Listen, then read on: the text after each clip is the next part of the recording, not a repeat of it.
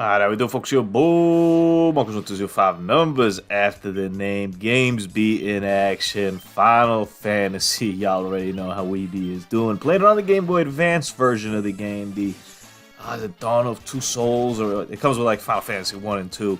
But yeah, I played the original NES one a little bit. Never when I was growing up. I never bought it. Like I mentioned countless of times, my family. We weren't too well off. It was a privilege to have an NES to begin with. I had maybe like 6 or 7 NES games total throughout the whole lifespan of the thing. Same thing with the Super Nintendo. I maybe had like 8 kind of games, so I didn't have too many. I was actually trying to think when I was doing this video what the first RPG I seriously played.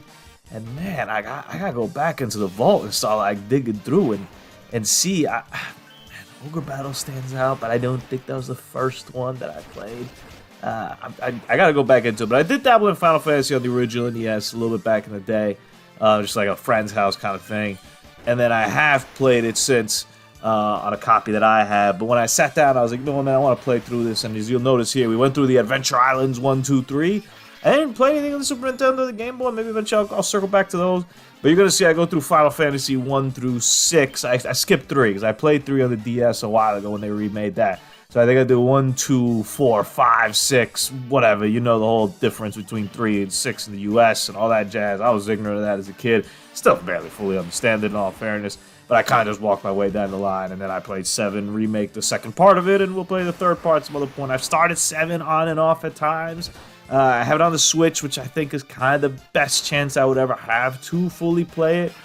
But I'm not gonna lie, it doesn't draw me in as much as some of these older Final Fantasies kind of do. I appreciate the simplicity in Final Fantasy 1 for the time, obviously having this job system and having these kind of, you know, we didn't have these graphics, this is the Game Boy Advance version, but still, having the monsters show up there and the try to figure things out is interesting. I was, for the most part, able to figure out most of this game without looking it up, which I was pretty impressed by. I thought I'd need to. Further ones, I do literally sometimes I'm like, I'm just gonna like look up like a map for this because I don't know what the hell is going on here, 1 and 2.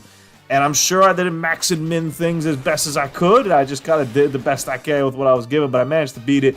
Pretty damn good game. Go play the Game Boy Advance version of the Pixel Remaster.